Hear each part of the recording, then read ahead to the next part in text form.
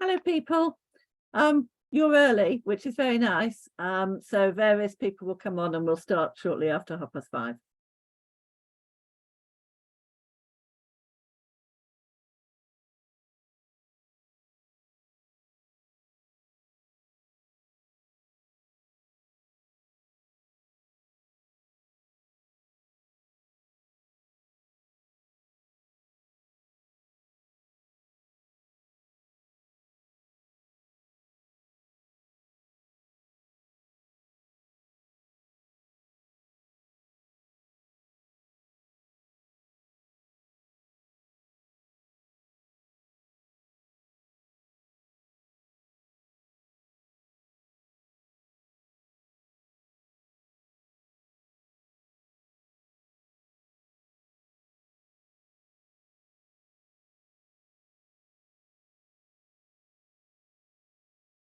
I've just said that everybody here is early, which is a lovely thing, and we will start very shortly after 5:30. So you have time to get some water or a cup of tea or what have you.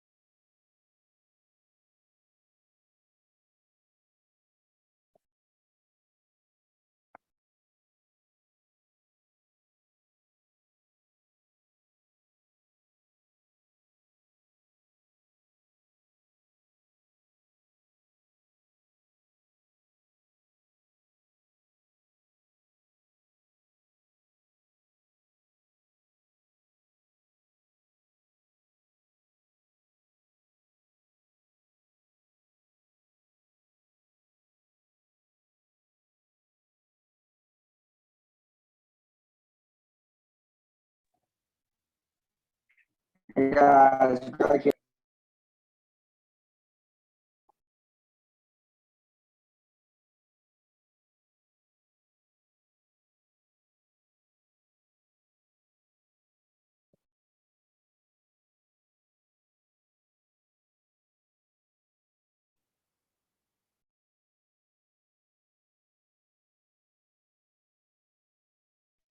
so is this like rehab? The FBI sent me here. They gave me the sling. Is this rehab?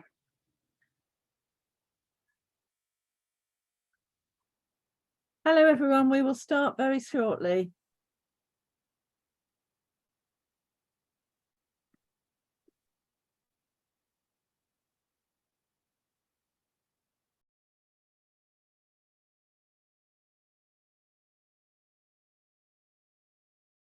Don't ever mute me again.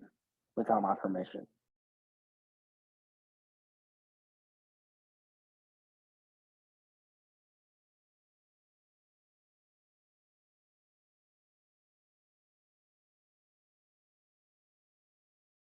Give it a few more minutes. Still not, it's still not 5:30 yet, is it? So thank you all for being early.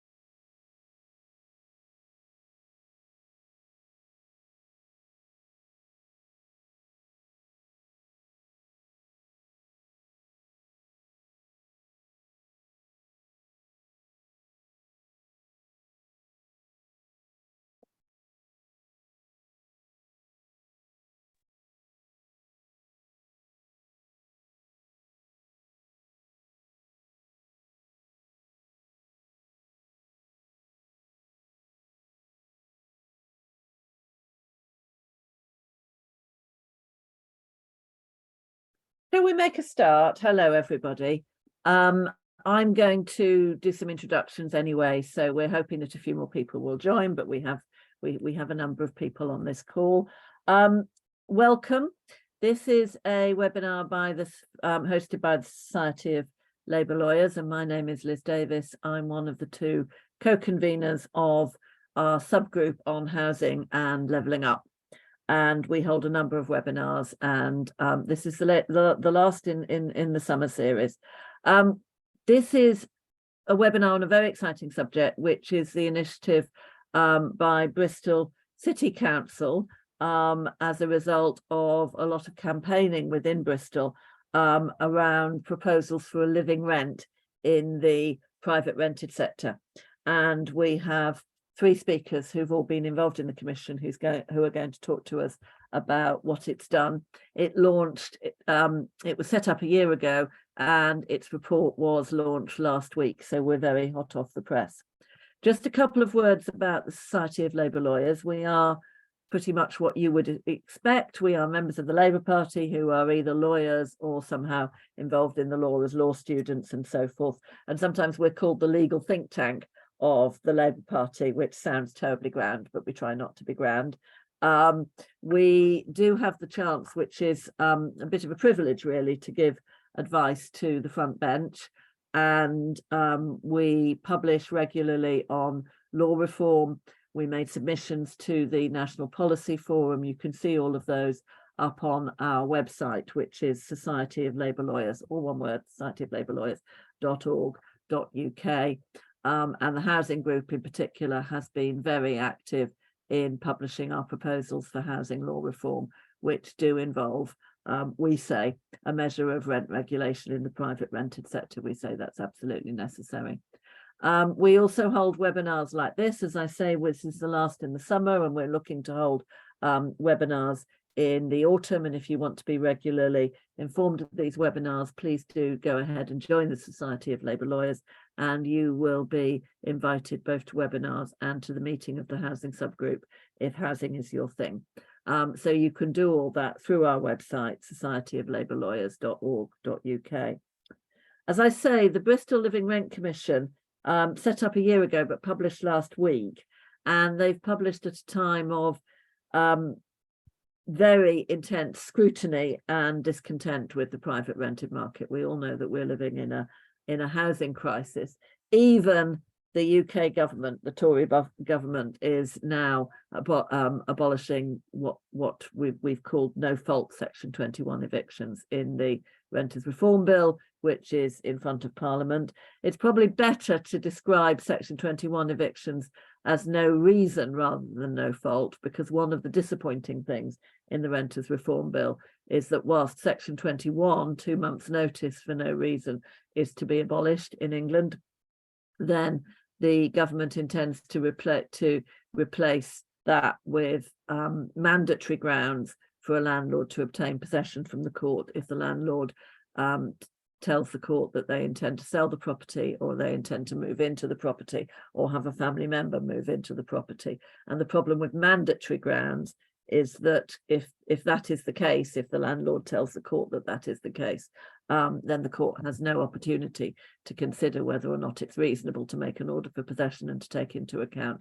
tenant circumstances. And I know that Labour are very interested in looking at making those grounds discretionary so that the tenant circumstances can be considered as well as the landlord's. But as the draft of the bill currently stand, it would be mandatory, and it would depend on the landlord's intention only. One of the other disappointing thing about the bill, and I have to say, you know, there's really good abolition of Section 21 in the bill is really good, and there are some solid proposals about regulating private landlords, but there's very limited reform on regulating rents. The only provision in the bill is that any rent increases can be referred to the Rent Assessment Committee, but the Rent Assessment Committee will approve rent increases that are in line with market rents, which doesn't really give the tenant much power at all to argue for a lower rent. And that comes at a time when other jurisdictions are recognising the real crisis of affordability in the private rented sector. The Scottish government has brought in measures by which they can regulate rent increases. And at the moment, in response to the cost of living crisis, which they've characterised as an emergency, like the coronavirus emergency, they've provided that those rent increases should be at 0%. In other words, that there can't be rent increases. And they've also put a moratorium on evictions, as we had during the pandemic. Wales last week, 2 weeks ago, issued a consultation paper about how to regulate rents in the private rented sector, which is part of their work on bringing in a right to adequate housing. And in London, Sadiq Khan has been calling for some time for legislation that would allow the Mayor of London to regulate private rents, and Andy Burnham, Mayor of Greater Manchester, has made similar calls. So we're going to hear about the details from Bristol, but they're not out on a limb. They're not some lone voice crying in the wilderness. Scotland, Wales, London, Manchester are all either implementing or calling for the powers to implement some form of rent regulation. We advertised 2 speakers, and I will introduce them in a moment, but in fact, we're delighted to have been joined by a 3rd speaker, and that is Kate Bauer from Bristol Fairer Renters Campaign, who directly is a private rented tenant and can speak for other private rented tenants. So we're absolutely delighted that we have that voice in the webinar. Couple more housekeeping things. You are all on mute. If it's all right, you're going to stay on mute. If you have questions that occur to you during the speakers' talks, please put them in the chat, and I will then put them to the speakers at the end of after all 3 speakers have spoken. You also, when you came in, you were told that this is being recorded, so we hope that's acceptable. Obviously, you can put yourself on mute and hide your camera, and change your name if you want not to be recorded, but just to warn you that it is recorded. And we're going to shortly, we will go to Ali Rush from Shelter, and then to Kate Bauer from the Bristol Fairer Rented Campaign. But I'm delighted to start with introducing Councillor Tom Renhard. Tom is a Labour and cooperative councillor in Bristol for Horsefield Ward, and he's cabinet member with responsibility for housing delivery in homes at Bristol City Council. Since being in post, he's led a number of key initiatives to shape the housing agenda in Bristol, including setting out an ambitious investment programme of £1.8 billion to deliver 9,000 new council homes. Before he came into office, he was a housing campaigner, focusing on the need for an increase in the supply of social housing and working to improve conditions in the private rented sector. He's been involved in high-profile housing campaigns, including the one to bring in the eviction ban, the moratorium of evictions during the height of the COVID-19 pandemic. And he was also involved in the award-winning campaign that secured the government commitment to end no fault or no reason Section 21 evictions in the private rented sector as part of the End Unfair Evictions Coalition. So that, of course, led to the Renters Reform Bill that is now in front of Parliament. And so, Tom, over to you. Thank you very much, and lovely to be with you all today. It's a really exciting time, given it's literally hot off the press that we launched this report last week. And I'm just going to start with a bit of background to Bristol's situation and talk a bit about the work of the Living Rent Commission as well as some of its key recommendations. Because I think Bristol's been on quite a journey. I no longer rent, but I rented for over a decade. And I've experienced all sorts of issues during my time. I've had good landlords, I've had some terrible ones. I've had to fight to get my deposit back. I've been served with Section 21 no fault eviction as with the alternative being pay the rent increase. And we know that what we need is renters having more protection. But equally, one of the key issues we really need to address, one of the things that's really missing from the Renters Reform Bill, is the need to address affordability in the private rented sector. And that was really the basis on which we launched the Living Rent Commission, looking at that key issue of affordability, as well as some of the wider things we might need to do within Bristol, whether that's making better use of existing powers that, you know, and again, this may be a topic of debate for this evening, using our powers to the fullest extent that we can. Also thinking about what do we need the powers, what powers do we not have that we need to be given, so that we can enact some of the things we'd like to. And of course, the power to bring in rent controls, rent regulation, rent stabilisation, whatever sort of the term that is you want to use, is not one of the things that we have the power to do at the moment, but which certainly myself and Mayor Marvin Rees would very much like to have within Bristol, so that we can address affordability in the private rented sector. So we set up the Living Rent Commission last summer, and what we wanted to do was really take a one city approach to the work. And by that, what I mean is we've got, it's something that's been a key tenet of how we operate within the city. We bring organisations, individuals with lived experience together from across the various sectors to kind of look at how we can deal with really challenging issues. And think about what some of the solutions might be to those. And we have 6 boards that sit within that, one of which is the Homes and Communities Board, which supported this work to move forward. And one of the key tenets of that one city way of working is we make sure that what we have is the range of views, however kind of polarised they may be, represented at the table. So the makeup of the Living Rent Commission included tenants organisations, it included landlords and letting agent representatives, as well as other kind of sector experts, and also community organisations such as the Bristol the People's Forum, Black South West Network, among others, and of course Shelter, Fair Renting Campaign and Generation Rent, were also part of the commission. And for us, it was about trying to understand, well, what are the issues as we all understand them? I think the issues in the private rent sector are pretty well versed. I think what there's more disagreement on is probably the solutions in some cases. But we started to meet in the summer last year. We launched 2 surveys over the course of the work of the commission, and then continued to meet to go through its findings. And one of the things that we tried to do at every stage was look at how we could co-design the work of the commission, looking at the questions that we're going to go out and ask the public, the models of rent control that were proposed, that we sought feedback on, doing that work in partnership with the commission. So it's as much a co-design process as possible to try and give the work or the end output more credibility, more weight, but also ensure that it represents the full range of views that have been communicated, which was no easy task. And we were very fortunate to be able to have Alex Marsh, who is a professor at the University of Bristol in the social policy team, and has written a lot on rent controls, looked at systems around the world, and also very extensively just generally on social housing policy. We're very fortunate to have him co-chairing it alongside myself.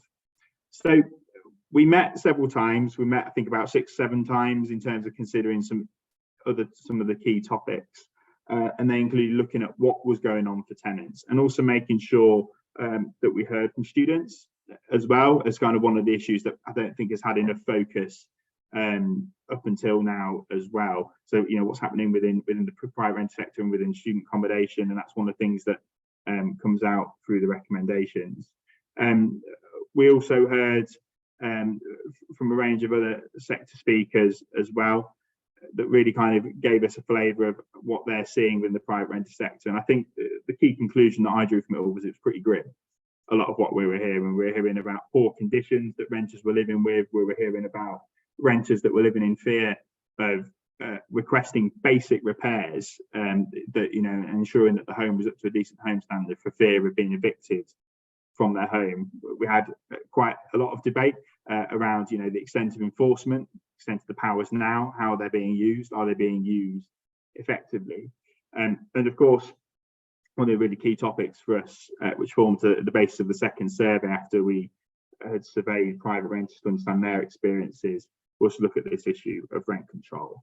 And when we looked at that particular issue, we focused on there's a range of ways you can control rents in terms of the policy design process, but there are ultimately kind of two key tenets. You can control during the tenancy and between the tenancies, you know, is one of the sort of the basics. So, and we looked at both of those things within the context of the policy designs that we came up with. We tried to give a range, and so they didn't cover everything. And what this report does not do, just to be really clear as well, is it doesn't say this is Bristol's policy on rent control. What it does is it explores the issues and says this is what Bristol's preference is, and now we need to go and do a further piece of work to really hone in and design what that system should look like. But just for the purposes of today, I'll just quickly outline the 4 that we looked at. So one looked at a rent freeze with an option for landlords to increase the rents to reflect spending on property improvements. We had policy B, which looked at sort of initial private rents being set based on properties characteristics. Can't be increased by more than 5% a year, and these figures were just sort of picked out rather than being necessarily the figures we'd go with during tenancy. And then between tenancies can't result in the property being more than 10% above the current market average.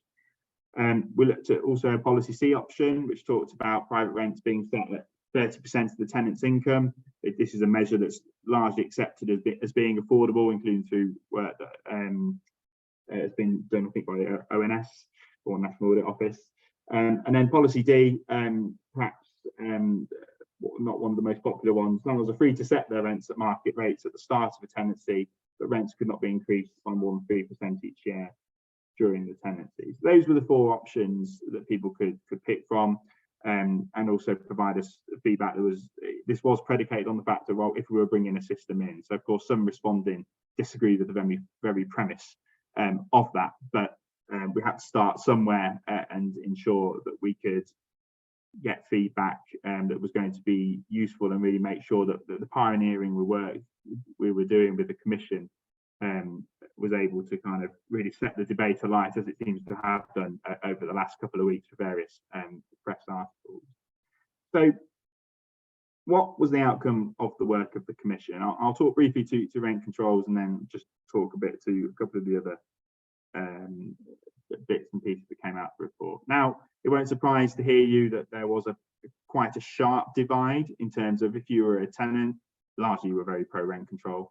If you were a landlord or a letting agent, or say sort of splitting landlords down further, thinking about, say, small landlords that might be renting out a second property to supplement their pension, which we know is something that is happening.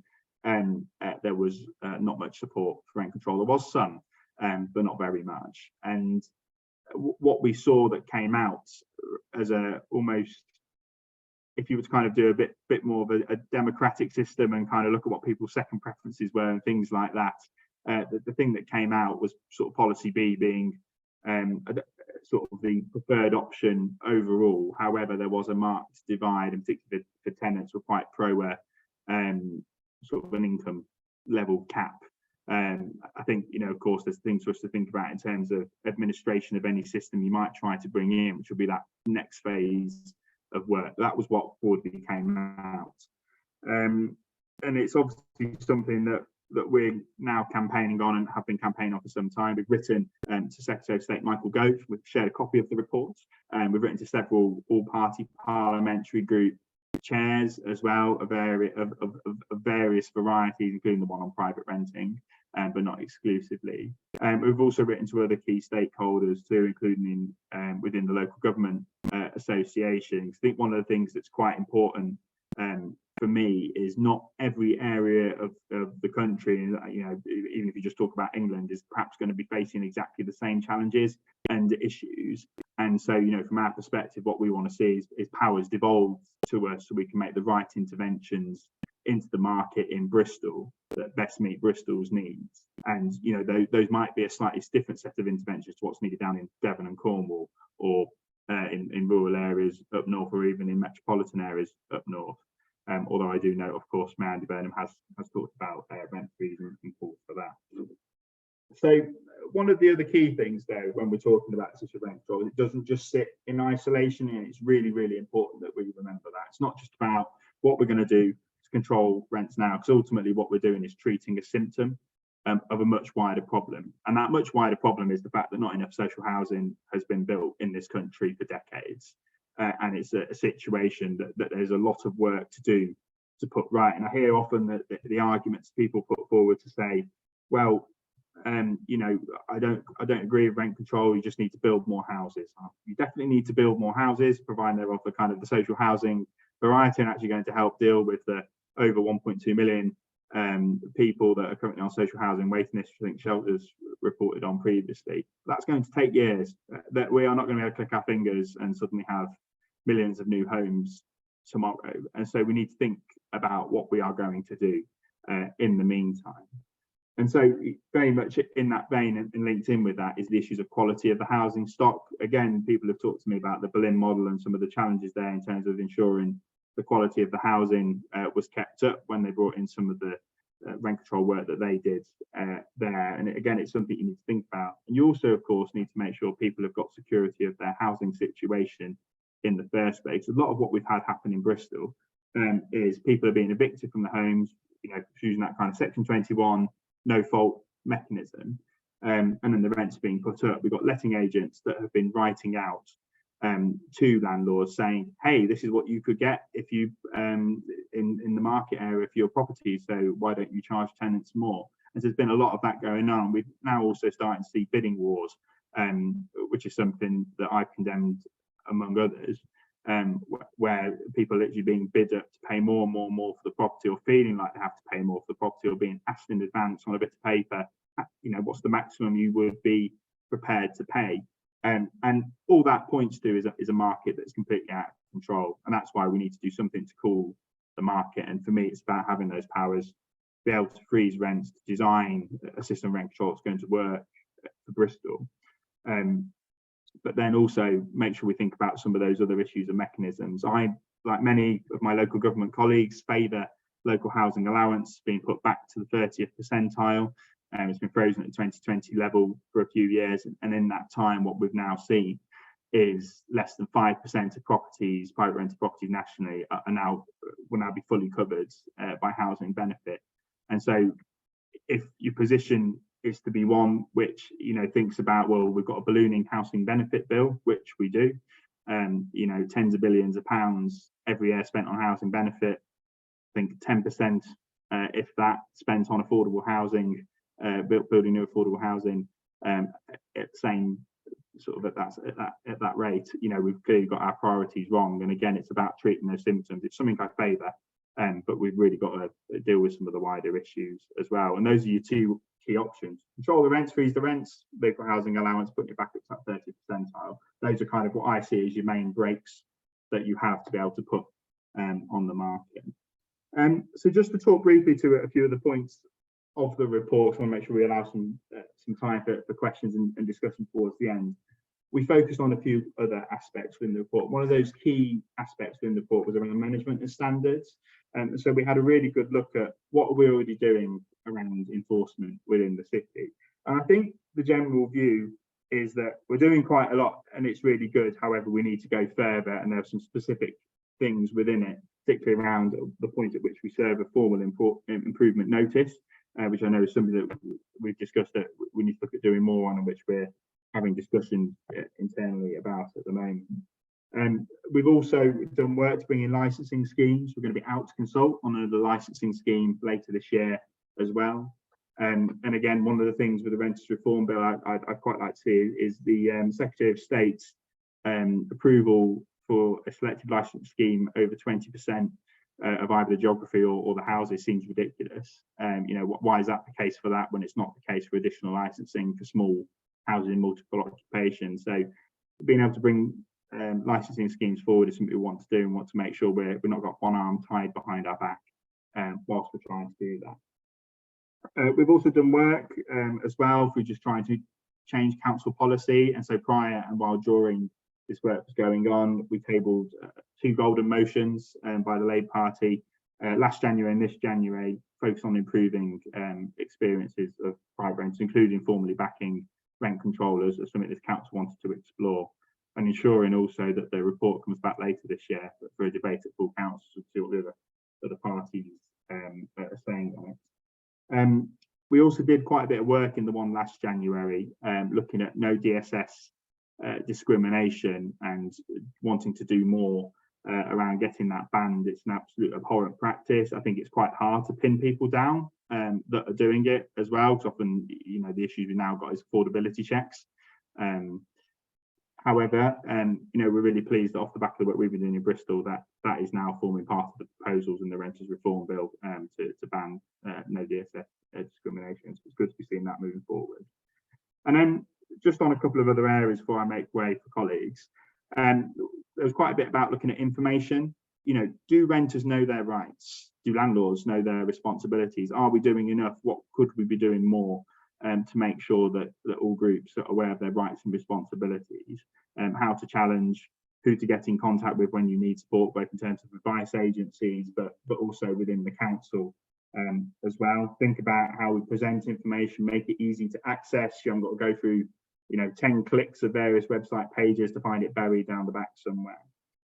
And of course, as I've already kind of touched on in terms of increasing supply, build more homes. Now, a set of recommendations around that, as was mentioned in my lovely introduction, we've announced plans to invest £1.8 billion to build 9,000 new council homes over the next 30 years, is that period of time.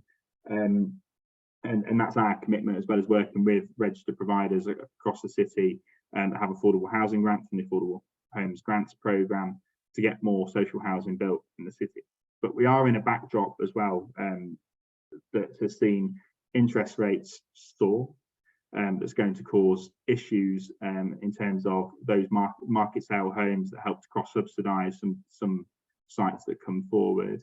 We've also seen the issues that are falling out of that in terms of construction costs and the way those have ballooned, particularly since the war in Ukraine last year. It's made it really expensive to build homes.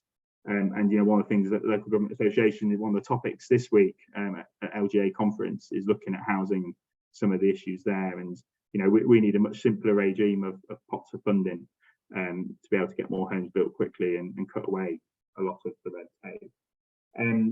And so, you know, those are the key areas of thought. I'm sure colleagues on the call will also be speaking or talk to different areas and their experiences of it. There's a huge amount to do. I think there's a huge amount to do just to keep what's in the Renters Reform Bill in there, never mind fighting for additional things to come in, including that powers to control rents or pinning things down at least a bit more as to what exactly a fair and reasonable rent increase once a year means in practice. So, you know, huge amount we've covered, huge amount more to talk about. We look forward to getting involved in the discussion, and thank you for allowing me to speak to them. Tom, thank you very much indeed. Can I remind people that please do put questions in the chat, and Tom and the other speakers will answer them once they've all spoken. And thank you. More social housing, more enforcement in the private rented sector of proper housing standards, benefit increases. That's absolutely necessary in order to turn this housing crisis around. So thank you all. Thank you for that. Can I move to Ali Rush, speaking from Shelter? Ali is the strategic lead for Shelter in Bristol and led for Shelter in the Living Rent Commission. She oversees the community services delivered from the Bristol hub of Shelter, which include a housing rights team and a children and family support service.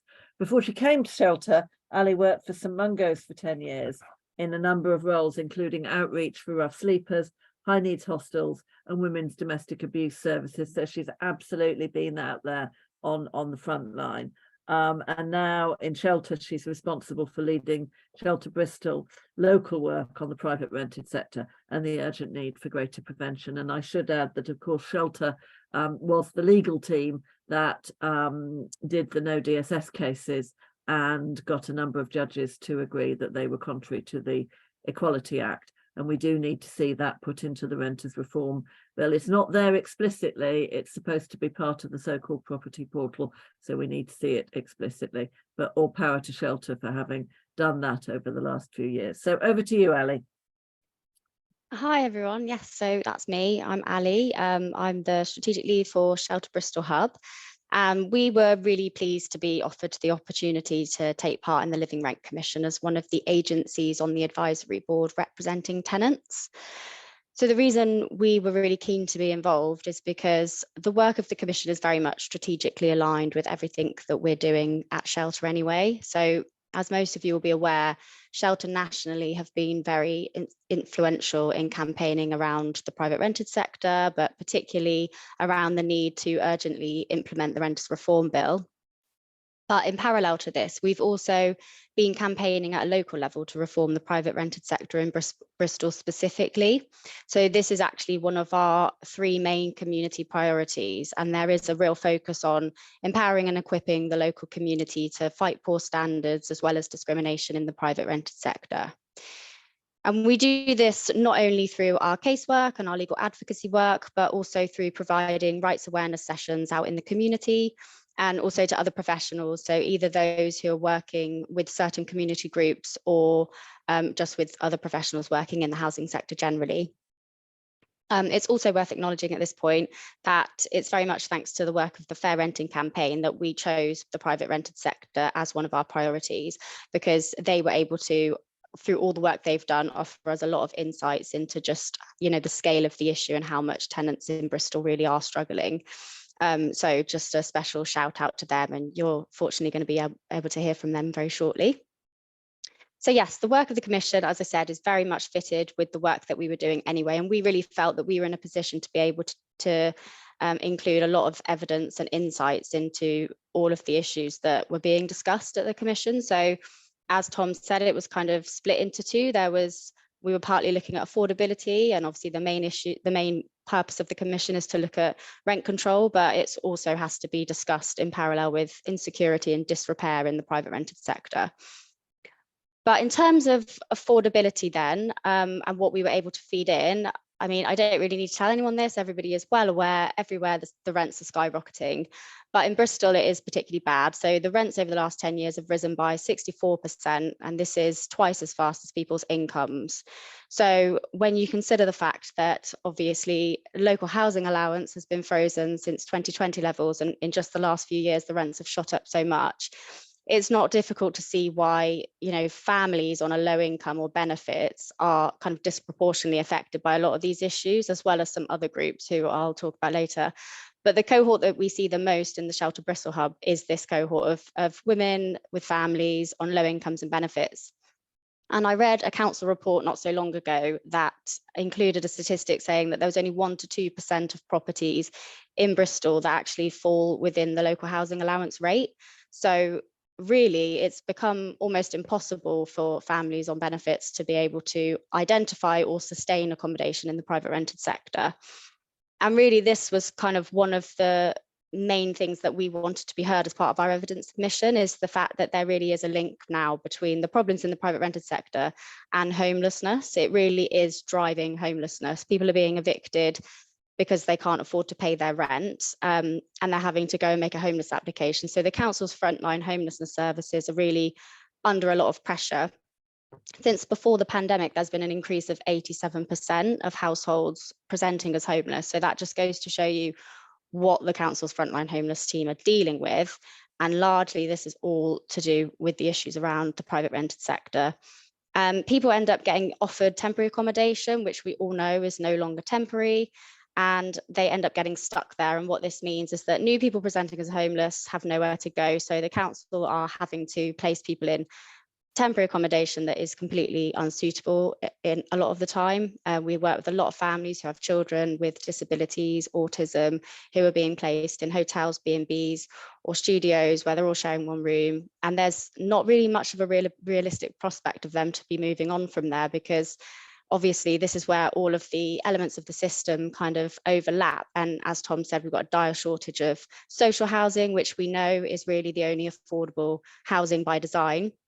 And there's just nowhere for them to go in the private rented sector. So it's just leading to a real increase in homelessness in Bristol. And that is another reason that we really wanted to be involved in this work, because whilst the government aren't going to do anything about the local housing allowance rates, then we'd really like to be at the table to discuss any further solutions that there might be about what we can do locally to address the issue. We also were able to include quite a lot of anecdotal evidence around rent increases and rent hikes. This practice of using rent hikes as a sort of eviction by proxy, so a means to get rid of one tenant who can't afford the rent. You know, the landlord will hike the rent knowing full well that that tenant can't afford it, and then just bring in one who can. This is something that we do see happening quite a lot, and we were able to share some of that anecdotal evidence. We also wanted to talk specifically about Black and minoritized communities and how they're disproportionately affected by all of the issues that we discussed. So as Tom said, the Black Southwest Network were also part of the commission. So they were able to represent this demographic specifically, which is really important given that we know that Black applicants are overrepresented in homelessness statistics generally in Bristol. So they make up around 17.1% of homeless applications, but they only make up around 5.8% of Bristol's population. So it was really important that we heard from this group specifically, and obviously we had professionals representing this group, but unfortunately they didn't feed in so much to the tenant survey that was rolled out as part of the research. But all this really means, as Professor Marsh pointed out last week when he was presenting the findings to the mayor, is that actually the picture is far worse than even the report suggests. So had we included all of those views and experiences of that cohort, we would have found that it was even worse. And, you know, obviously the report still paints a rather bleak picture. So we just thought that was really important to mention as well. So that's kind of a very brief summary, if you like, of the evidence that we submitted around affordability. In terms of disrepair, we were also able to share quite a lot of insightful evidence. We provided case studies that showed there are a lot of people living in real serious fear of raising any disrepair with their landlord or with the council through fear of being served with a retaliatory Section 21 eviction notice. Equally, we highlighted cases where indeed somebody had raised an issue of disrepair and then had indeed been hit with a Section 21 eviction notice, or conversely, you know, the works, they'd raised a disrepair issue with their landlord, the council had got involved, taken enforcement action, but unfortunately as a result of the approach, the informal approach of the council, the landlord didn't actually address the disrepairs and that person ended up still having to make a homeless application. So this was kind of one of the main points that we really wanted to raise through our evidence submissions around this issue of enforcement. So it's the need for councils to take more formal action in cases of more serious disrepair. So as you will all be aware, the council have the power to issue a formal improvement notice in more serious category 1 hazards and cases of disrepair. And what that does is it not only means that the landlord is legally obliged to actually comply with the terms of that notice, but it also means that the tenant is protected from retaliatory eviction for 6 months. But what we find in Bristol, and I know that it's also the case in many other local authorities, so it's not just Bristol, is that an informal approach is favoured in the first instance. So what we tend to find is that people end up then having to make a homeless application because the landlord doesn't carry out the works, or they end up getting hit with a Section 21 eviction notice. Now, there was quite a lot of debate around this, but we were really, really pleased to see that it was actually heard throughout the commission, because it is reflected in the recommendations. There is a specific recommendation that says that this needs to be further explored and we need to redress the imbalance. But also it was reflected in a golden motion that was passed earlier this year, which Tom mentioned. There was a specific point in there about asking council officers to consider serving improvement notices on homes with severe hazards to prevent landlords from serving Section 21 notices and enable rent repayment orders if the landlord fails to comply. So we were really pleased to see that in there, and we see that as a really positive step forward towards systems change in the private rented sector. We also wanted to raise the issue of licensing, which again, Tom's already mentioned. But one of the things that we really wanted to be heard was the fact that, there was also a little bit of debate around, how much licensing and selective licensing is really driving up conditions. But we also felt that it was worth acknowledging that, again, families are disproportionately affected by this, because families are much more likely to occupy single dwellings rather than HMOs. And currently it's only HMOs that are subject to selective licensing. So even if, there's evidence that licensing, it really is driving up conditions, where does that leave the families who we've talked about, and the families who are already disproportionately affected by all of these issues? So again, this was something that was acknowledged by the Commission, and there has been a commitment to looking at exploring ways around how we can try to address this imbalance going forward. So we really look forward to being part of that conversation as well. So again, that's a very brief summary of the evidence submissions that we made around insecurity and disrepair.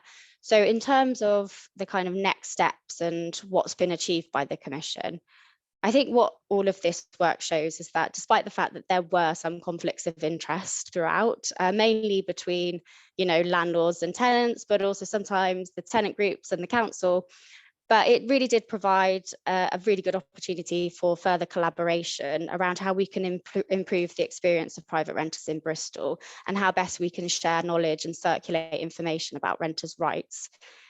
So we're really keen to start linking up now with the enforcement team to continue the work or to continue the conversations that we've already been having through this work, and explore how we can sort of share insights around the need for more formal action. So we want to do more work around evidencing that to really make that case.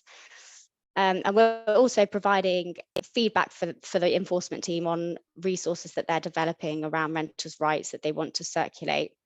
And hopefully we'll also be able to keep abreast of the work that they're doing around licensing as well, and feed into that where we can. We're also hoping to have stronger links with the universities through the Commission. So we have worked with them in the past, but what became really clear is obviously we were very focused on families and families on low incomes, and that being the cohort that we support the most. But it was very clear that the other cohort most impacted by these issues are students. So it's not necessarily students that come to our services for advice and advocacy, and I'm not really sure exactly why that is. So maybe there's more work there that we need to do to link in, to be able to know that they can access our services when they need to, but hopefully that we can circulate renters' rights information at the right time so that they know their rights as well. So that's kind of the things that we can do now. There's obviously things that we can't do now, like implementing rent control. But what we know is that there is a lot of support for rent control. This work has shown that. So the community have really identified the issues. They've been a part of discussing the solutions. And now I think they really need to be central to developing what model of rent control we need and how it's going to be implemented. So I have every faith in the Fair Renting campaign that they're going to be really instrumental into that conversation and work alongside Cllr Renhard to develop the model of rent control that is right for Bristol. And they have our full support and solidarity in that, because I know that's something that they're already working on really hard.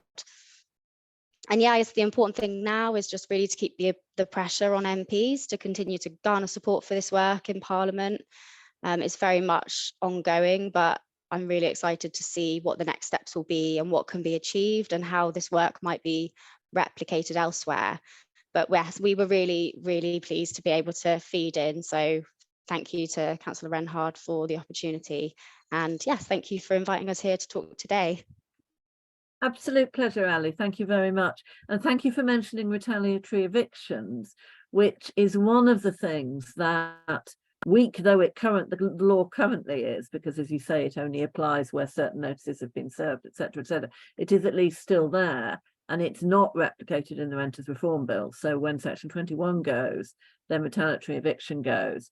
And I think one of the great lobbying jobs that needs to be done is that all the current issues around Section 21, retaliatory evictions, gas safety certificates and so forth, need to apply to lots and lots of possession cases brought by landlords, possession cases relying on landlord circumstances. So that's some food for thought. I should have said Ali will need to go between about 6:30 and 6:40. So if there's anyone who's got any questions specifically for her, put them in the chat and I will take them as soon as Kate has finished. And that leads me on to our third speaker, Kate Bauer. She is a member of the Bristol Fairer Renting campaign, which was launched by local renters in April 2021 to demand urgent change to tackle high rents, poor conditions and discrimination in private renting. And the group leading the campaign have all been personally impacted by the broken rented system and have been working hard to unite renters as a community and to influence local politicians to bring the change that they're fighting for. The campaign co-hosted a Homes and Communities Mayoral Assembly with Acorn ahead of the local elections in 2021, where Marvin Rees, the Mayor of Bristol, committed to tackling discrimination in renting and to lobbying the national government for powers to control rents locally. This followed some impressive lobbying from Acorn, which secured the manifesto commitment to make Bristol a living rent city. And following this commitment, the Bristol Living Rent Commission was formed last summer. And so the Fair Renting campaign was invited to be a member to represent local renters and help gather evidence to show the situation renters are facing. So the campaign has influenced the Commission's recommendations, and it's now calling on the Mayor to lobby the government for powers to introduce short-term rent freeze, to prioritise working with Bristol renters and residents to find a rent regulation model which will make sure that all, not just some of Bristol's community, are able to live in the city and thrive. And as you can see, Kate has some slides and she's going to talk us through them. Over to you, Kate.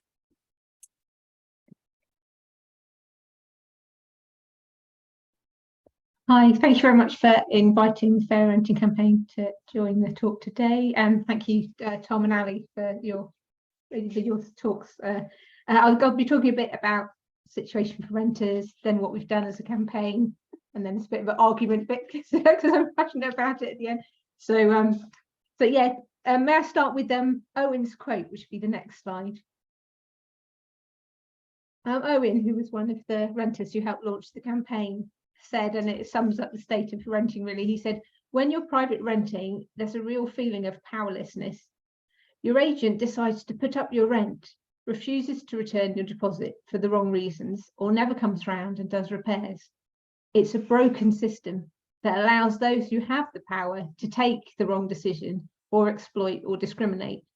And as renters, we feel that's how it is. What can I do? Next slide. Oh, that slide's a bit early, but don't worry, leave it there.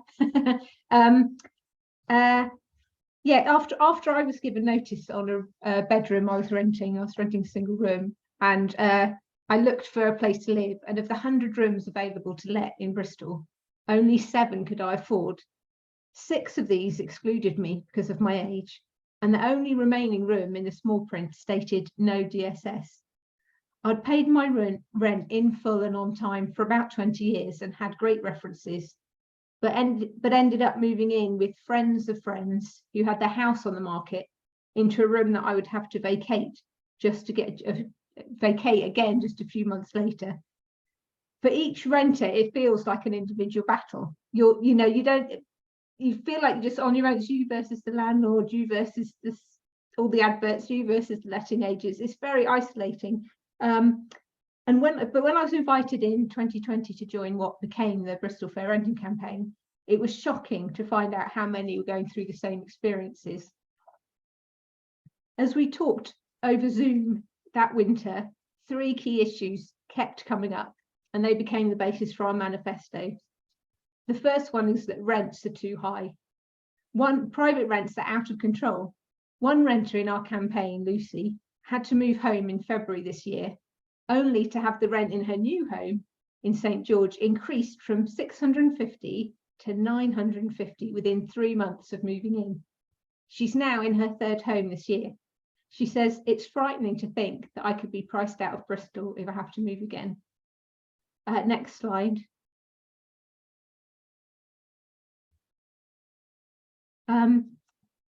Discrimination is rife. Tom spoke about the work that he's done through the Golden Motion, and the fact that that's now actually reached it's in the proposals for the Renters Reform Bill. People are getting discriminated against for a myriad of reasons. A classic one lately is the people on 0 hours contracts. So many people are on 0 hours contracts, but the landlord will say, well, if you're on a 0 hour contract, you can't guarantee what your income is, so you can't have a home. But as you can see from the slide, people on benefit, people in debt, people with children, people over 40, there's just a landlord has the sort of the freedom to just exclude anyone. Not, I mean, like with myself, I would have paid my rent on time and in full. I would have been a good tenant, but I wasn't treated like I was, because there'd been an arbitrary decision, and that went on the advert, no DSS. And it's, yes, people's another reason is that conditions are poor. You know, as been mentioned today, people are living terrible conditions and at risk of losing their homes. Jen, one of the leaders of the campaign, she had to spend the whole of lockdown working in a bedroom that had no window, as that was all she could afford. And yeah, just this awful situations. So what we did, we got together over that winter time and we chatted through. It was Shelter that got us together. Shelter had the initiative of getting renters together, otherwise we'd never been able to get ourselves together. And then as we had meetings, the issues became really clear that we needed to have in our manifesto. One of the first things we did as a campaign was we organised a mayoral assembly. So all the mayoral candidates came to an online meeting, and we were able to put questions to them. And none of them had been mentioning renters at all. All the conversation was about how each would promise how many social houses they would build, but renters just weren't even on the radar. And we were so pleased that Acorn, the union in Bristol, went to speak to Marvin Rees and spoke to him about a living rent, the need for a living rent. And the next slide. Oh, sorry, next one. And the next one.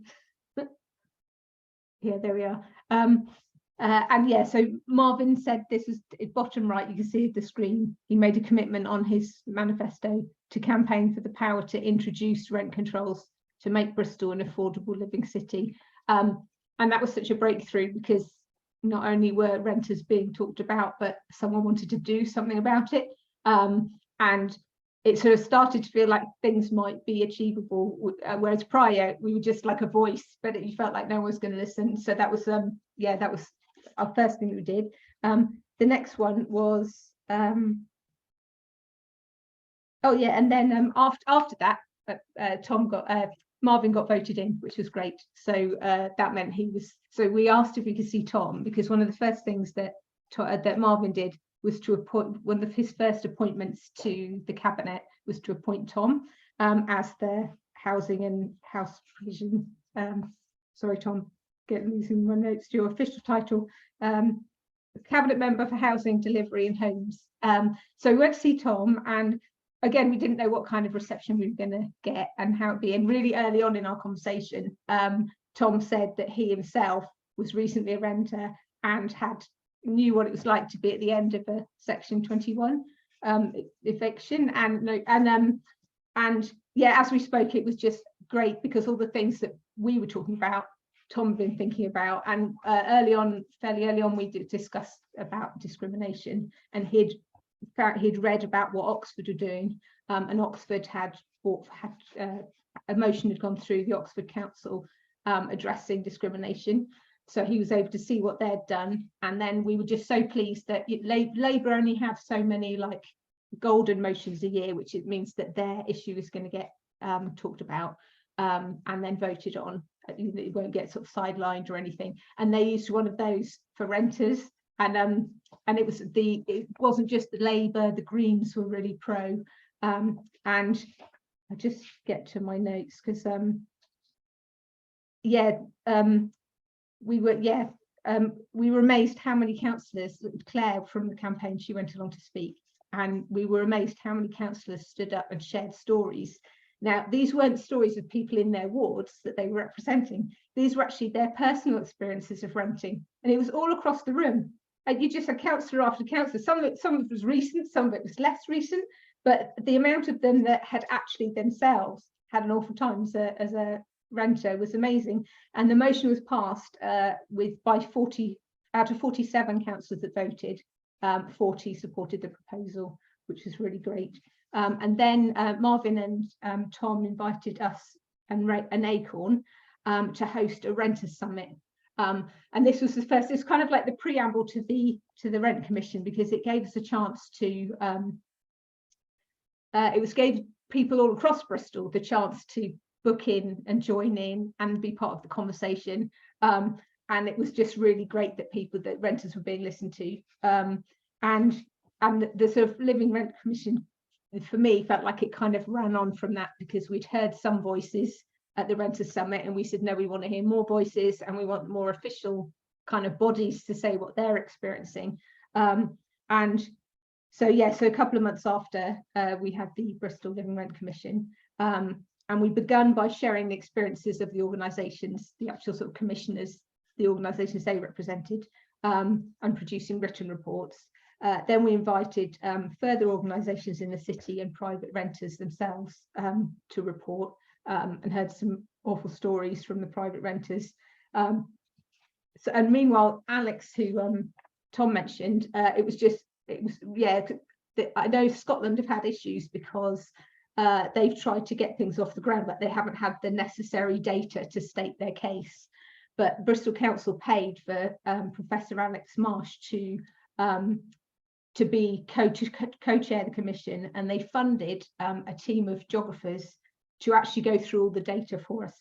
So instead of like saying we think there's a lot of people, or we think it's probably about this percentage, they were able to get us like full and proper data and then analyse that, which none of us as commissioners could have done individually because we wouldn't have had the skills to do it. And that's given us a much more weighty report at the end.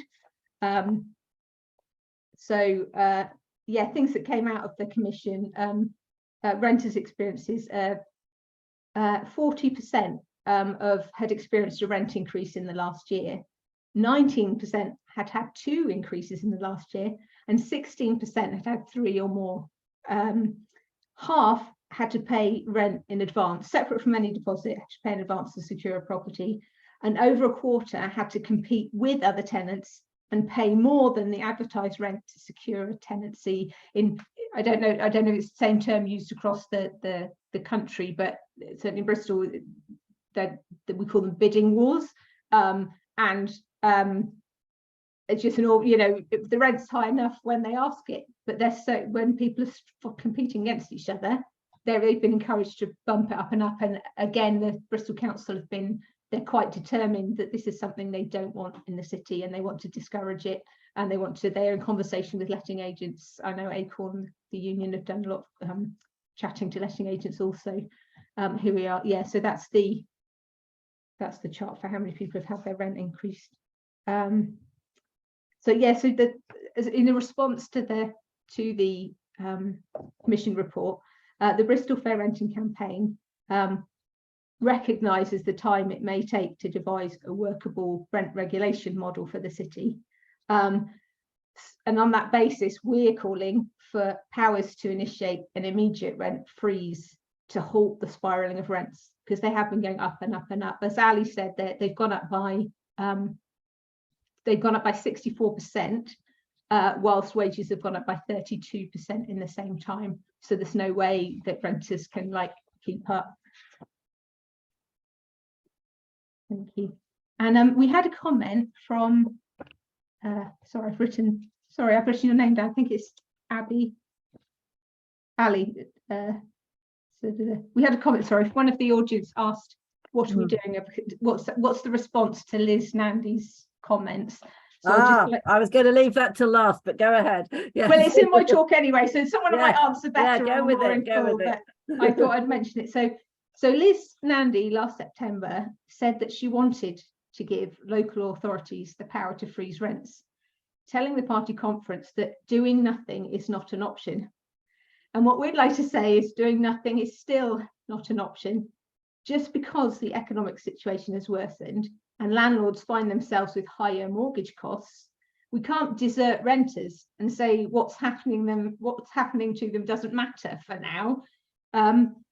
Liz Nandy acknowledged last week that her words were a deep-seated problem. Private renting is in crisis. Inaction isn't going to fix this. A complex problem as deep-seated as the private renting system will require effort and commitment to resolve. Intelligent, data-driven, community-led planning, I believe, and as I think I speak to the others, is the way forward to reshape a system that is no longer fit for purpose. I just want, I'd want to look at the backdrop of what Bristol's been at for landlords. So I haven't got my clock on, so tell me if I've gone 2 minutes through. You're doing well, you're absolutely fine. Okay, cool. So as you've heard, the wages have gone up by double the rent. The rents have gone up by double what wages have gone up by. And I want to sort of say, what's the backdrop to that for landlords?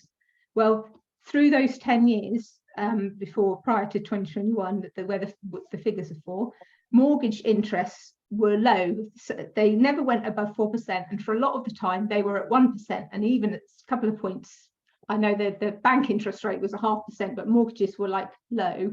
Meanwhile, house prices were going way up. So the average property in the last decade went up by over £100,000.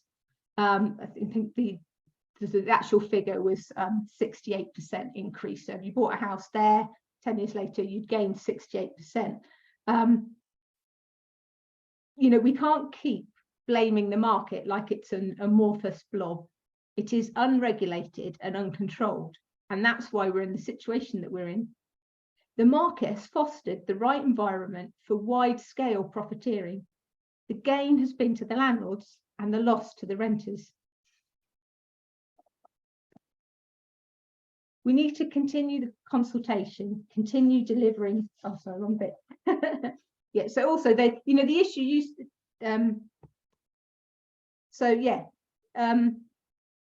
You've got a whole bunch of people fighting. You've got the people that can't afford, the young people that can't afford to get on the property ladder fighting for rental properties, and the guys on low wages that wouldn't be able to buy, also competing for properties.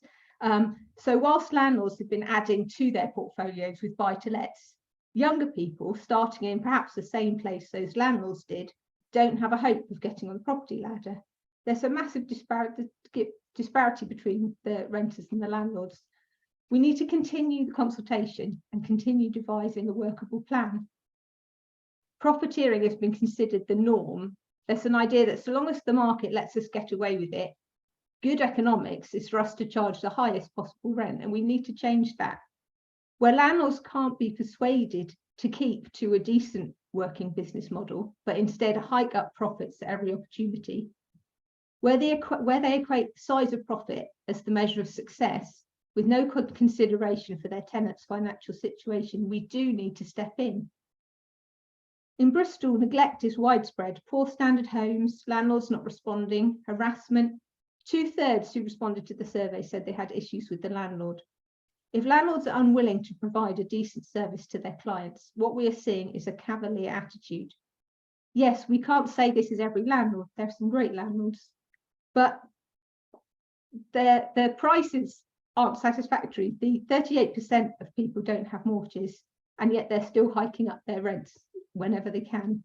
And 2/3 reported that they, yes, like last week, Marvin Rees was talking about the Wild West. And I really think that the evidence is clear that a Wild West analogy is not far off the mark in describing the private renting sector in Bristol. Rents cannot be allowed to spiral out of control. The national government has the power to devolve powers to Bristol Council so that rents can be controlled, creating stability for renters. 81% of Bristolians who responded to the survey, and this wasn't just renters, this was all anyone from Bristol who filled in the survey, say we do need some form of rent control in our city. It's what residents are demanding, and it's what the Mayor and Tom Renhard are lobbying the government for. Being a tenant comes with so little security. Oh, I want to give a shout out to Shelter here, actually. Shelter were the ones, if anyone watches this and thinks, how can I get a group together, see if Shelter's around to help, because they've provided us with a central point for comms and admin. They've funded training for us, and they've been always on hand with any policy advice if we're writing articles or documents. And there's 2 further campaigns they've supported in the country. Daisy's their community organises daisy picking, and so I just want to shout at them, because we wouldn't exist without their support. We wouldn't have been able to keep going. So to conclude, being a tenant comes with so little security. You can't truly settle, as Section 21 means a landlord can evict you for no reason, and prices just keep rising. Being given notice and finding there was nowhere available that I could afford meant I had no options left. It was bleak, and it shouldn't be that way.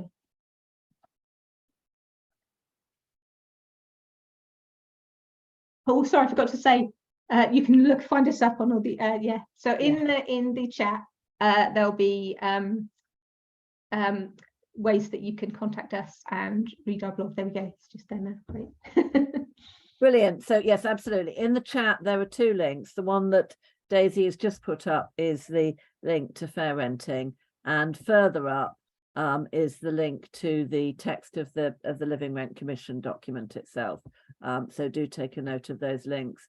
I'm aware that Ali wants to go.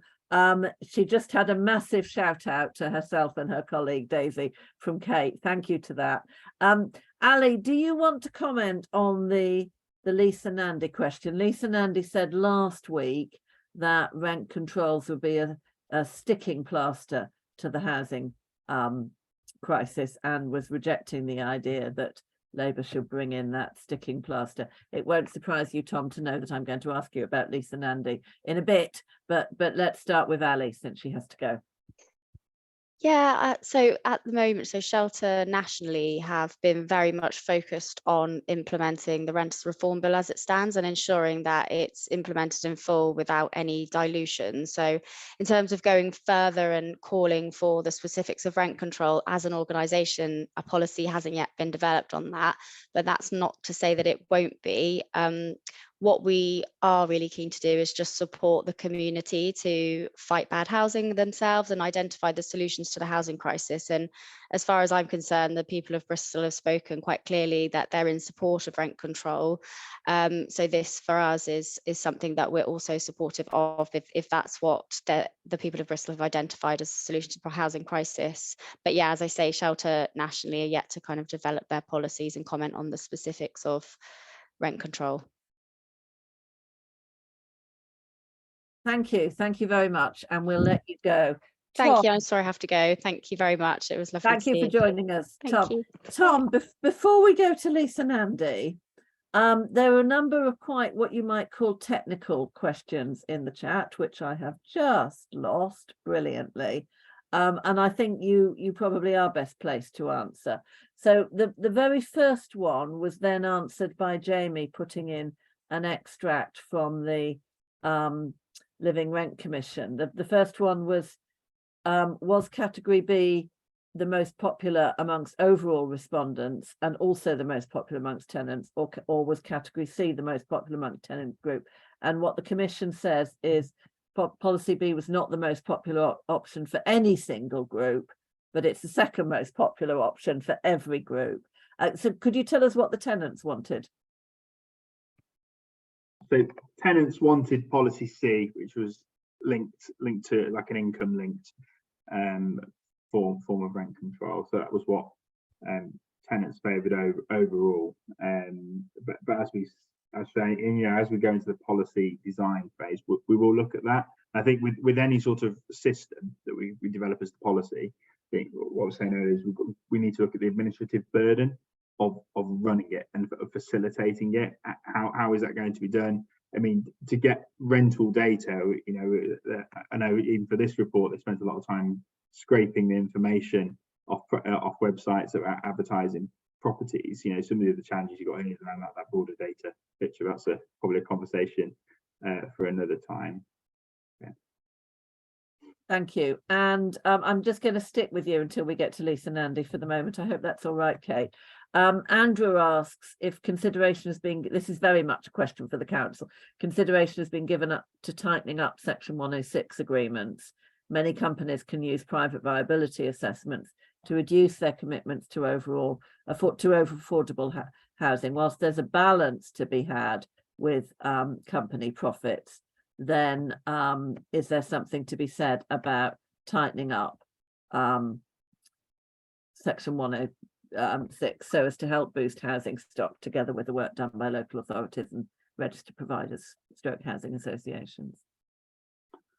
The short answer to his question is yes. It's been very much a burning platform of mine. So I was involved in a campaign many years ago with a particular development in Bristol where they're proposing no affordable housing, and that's when the issue of viability really came into focus in Bristol and was really a turning point as well, I think, where it was no longer kind of tolerated that you could just bring forward schemes that were going to have no affordable housing within them. I think the challenge we've got is there's a few things. One, we're constrained by the National Planning Policy Framework and how that kind of sets out the approach to viability. We also in Bristol have quite an old local plan, which is also an issue, and we're in the process of updating our local plans. There was work done in 2019 pre-COVID, and we're just going through the various stages now to try and get a more up-to-date one in place. As part of that, we're looking at affordable housing, what we can demand, and there's technical work being done to look at what can we require. But one thing that was done under my predecessor during the first term of my administration was we updated the affordable housing practice note. And within that, we gave further detail where what we allowed was for developers to go for a lower percentage on if they met certain criteria. So broadly speaking, I've got that exact detail in front of me, but in inner city Bristol, it's 40% affordable is what we require, and then sort of on the outer area, it's 30%. But what was introduced was to be able to, in both cases, drop that in some areas down to 20%. But the part of that, and we wouldn't kind of make you go through loads of viability tests. However, you had to be on site within, I think it was 18 months. So it was something about trying to speed up housing delivery and therefore affordable housing delivery within the city. And there's been a debate about whether that's succeeded or not. It certainly, I think, secured more affordable housing.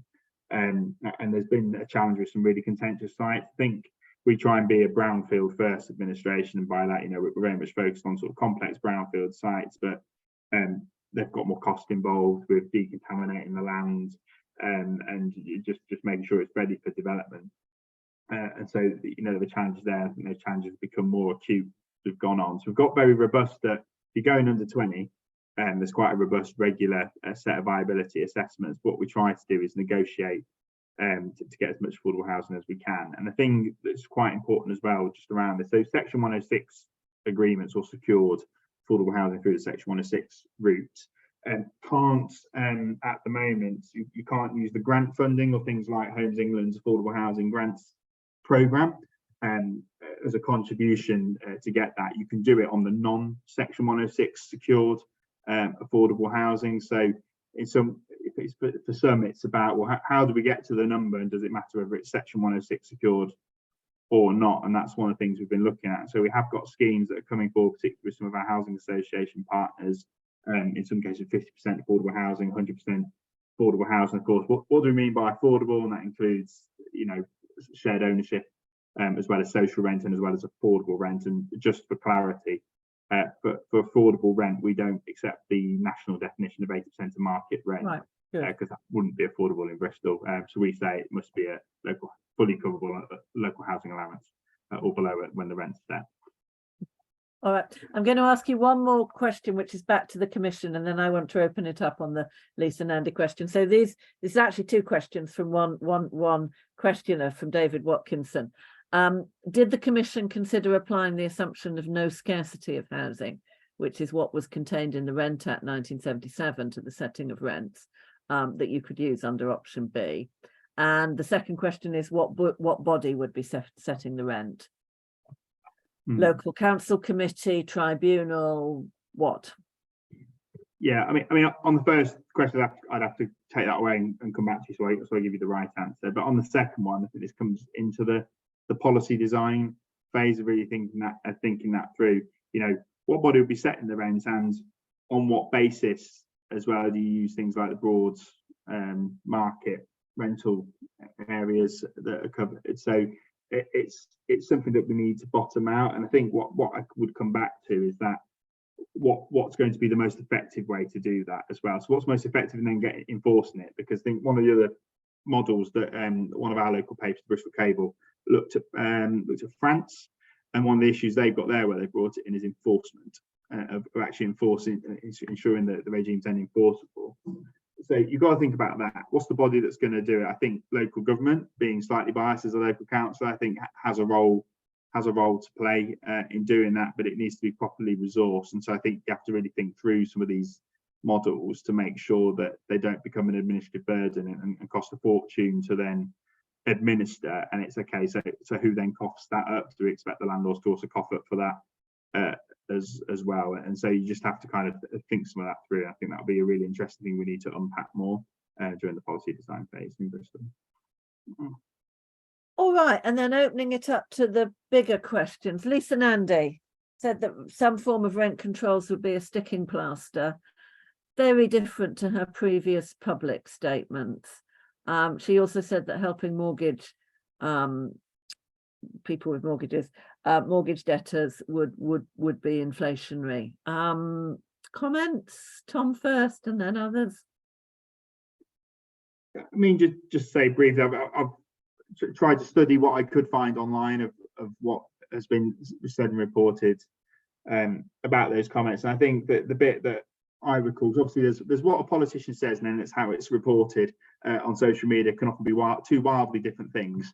And I think one of the things that I think was quite specific about the comment was it was related to rent reductions. That's the first thing, on the rent control point. And then secondly, I think what it was pointing out is while it would provide protections for some, it may make others homeless. And I think there is something really key that we have to consider here, and it's what are the intended or unintended consequences of any sort of rent control policy, and those need to be thought through in terms of what are the potential impacts, how can they be mitigated, as well. So what happens around supply, needs to be thought about. Of course, houses don't just disappear if they're not rented out in the private rented sector, and the report picks up on that in the full report. It talks about some of the examples, including sort of making reference to in the 70s when housing associations bought up swathes of those properties and then effectively renting them out as social housing. So you have to kind of just think about it. Any policy around rent control is not going to be consequence free, and so what are those things? How do you deal with them if you can deal with them? Whilst of course getting on with building more social housing. So I think that was what I took from it. But as I said earlier, that the options you have around what I would call like the short-term kind of breaks you can put in to kind of stop the situation getting significantly worse are quite limited.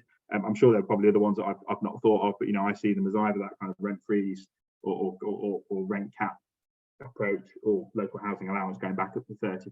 Obviously, that second one has huge ongoing bill to the Treasury, but both are treating symptoms ultimately of a wider problem, which is that private rent sector's way too expensive. But of course, Labour will be, saying more on its position nationally in terms of what it's going to be doing for private renters as it goes through its policy process, which is still in the middle of, so it's not finalised its manifesto yet, and I'm sure there'll be further announcements and discussions in due course.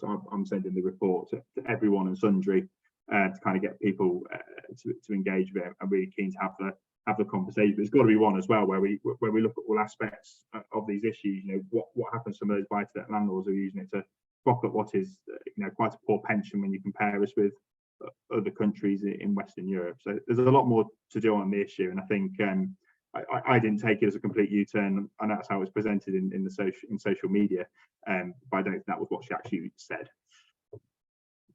I was looking at the BBC rather than social media, but yes, and you're right to warn about social media.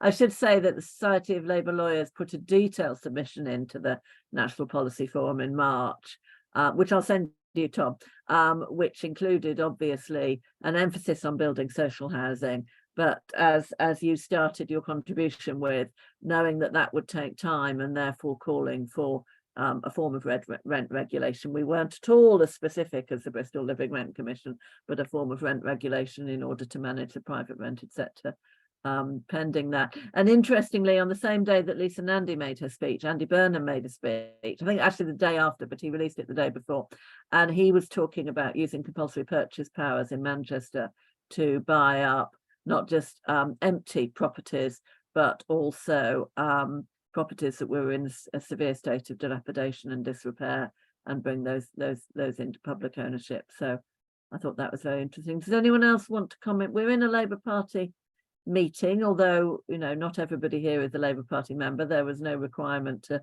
be in the Labour Party. Does anyone else want to comment on statements from our front bench? Put your hand up. Kate, do you want to add to that? You're on mute, Kate.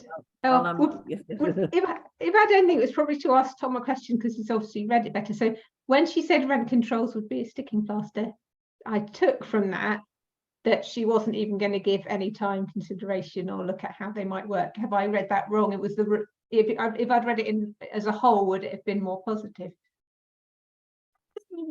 That's how I concur with your reading, looking at the BBC report.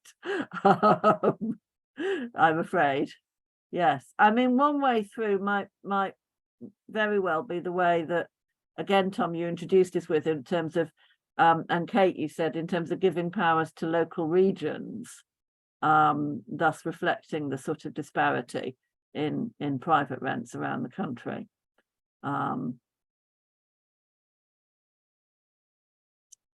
Any other questions? Any other points? We've got there's been a discussion in the chat, which I haven't reflected, about rental data. So that's all helpful. Daisy has put in the campaign on Twitter is @BristolFairRent, and Instagram is @BristolFairRentingCampaign. You can follow them. I think you can also follow the Living Rent Commission. Am I right, Tom, that's got a Twitter thing as well? I don't think it's got its own Twitter handle, but people are tweeting about it, and we've put it up on the on our One City web page, which once I stop talking, because I can't multitask, I'll pop the link in the chat as well. I mean, just to quickly pick up on the data point, I mean, I completely agree with you, and I think the property portal is like a real opportunity for us to really kind of sort out data, also deposit protection and registering of deposits as well, because we know that's a widespread issue, that deposits aren't always put in one of the protection schemes, ensuring that things like that, the basic electrical safety certificates and all of that are all available on the portal. Could include things as well about reasons the last tenant left, perhaps, because I think one of the things I'm quite concerned about within the rent reform bill is some of these loopholes around, will there be some people that are suddenly moving a relative in every few months, or every so often, and I think it's, I don't know if what's in there at the moment goes far enough to kind of curb that and address that. All that's in it at the moment is a provision that if a tenant leaves as a result of a notice, there's a 3-month moratorium on reletting, if the notice says sale or moving in. doesn't apply where the tenant didn't leave after the notice, but left as a result of a possession order, and 3 months doesn't feel like long enough. There's been a couple in the chat, but looking at the time, I'm going to ask, actually Dermot's put his question in the chat. Dermot, what do the speakers think about the John Lewis partnership plans to build 10,000 homes to rent by 2030? So Kate, do you want to say, have you thought about John Lewis? You might not have done. I'd have to be told more. Are these going to be just homes for anybody, or are they going to be partly social? You know, is they going to? I know they have to have a percentage of social homes, but are they? I read recently about the guy that owns Glastonbury, and he gave money for land, and then the council used the land to build property. So it was for the benefit of the community. So yeah, sorry, I can't. I need more information before I give any sensible reply. Sorry. Can we unmute Dermot? Just checking if we can. I'm Got here, you. Liz. Good. Yeah. Yep, good. Tell us more. Tell us more. The John Lewis Partnership are proposing to build homes above Waitrose stores in their property or portfolio by 2030, and the first one is going to be in the London Borough of Bromley and Ealing, and they've already, I think they're going to be targeting upmarket potential renters. There'll be a gym, facilities, and lots of other things. There's going to be a problem in Bromley because I don't think they can meet the affordability requirement, and we'll have to wait and see how that works out. But apparently there is, I think, some concern in property circles whether John Lewis will be able to meet whether they'll be able to manage this development successful. But it's the other reason why they're doing it is they're losing money on retail sales, and they hope to make up 40% of their profits from non-retail sources by 2030. And I think I've read industry comments that they're skeptical whether they're going to be successful. Thank you. What I'm going to do, there's one more question, and I'd like both Kate and Tom to deal with both of those, but Kate may need a bit of thinking time. So I'm going to ask Kate to deal with that, and then if Tom can deal with that, and the second question, which is currently the rights of tenants don't increase with the length of a tenancy. What additional legislation would you like to see for those who manage to secure a long-term let, but is likely to be presented in the future with Section 21 or new equivalent? So that's looking forward to the future. So maybe Tom can deal with both John Lewis and that question, and then Kate, I'll come back to you with the nice question about what additional protection would you like in the long term in the Renters Reform Bill. So start with John Lewis, if you would. And Might go first or Kate? Kate. Sorry. Oh, sorry, was it me first? Well, I think that obviously the one we've been looking at is prices. So like quite a key sort of discussion when we were looking at rent controls was, should the rent be increased between tenancies or within tenancies? The risk if you don't have any rent control between tenancies is that it can be there and then the landlord can bring someone in and then hike it straight up. So I think our position was really it should be controlled in both. I think that the Commission's conclusion was that it would be controlled, that their thought was that between tenancies it could go to their market rate. I think that's right. Tom will say better, like no, controlled between both. Yeah. So certainly as a fair renting campaign, we'd like it to be controlled in both. So that would be the rights that we'd be looking to long-term tenants. But I would definitely add in long-term tenants should be allowed to do things like paint the walls the colour that they want, and rights that we would like for kind of all tenants is that if they've got a pet or if they've got children, they're not excluded, they can still live there. So I think if you're obviously going to stay long, you should be allowed to sell in a bit and make it more your home. That's what. But that's a personal option rather than necessarily a campaign thought. Yeah, pets was abolishing no pets was in the white paper, but it's not in the bill. It's supposed to be again part of the property portal. Tom, John Lewis, and what would you like to see in the bill for long-term lets? So I think on John Lewis, and I was just having a flip through the article that was shared. It's quite interesting. I think it's how much of it will be affordable will be the sort of the first question I guess I'd ask, which it does partly address in the article.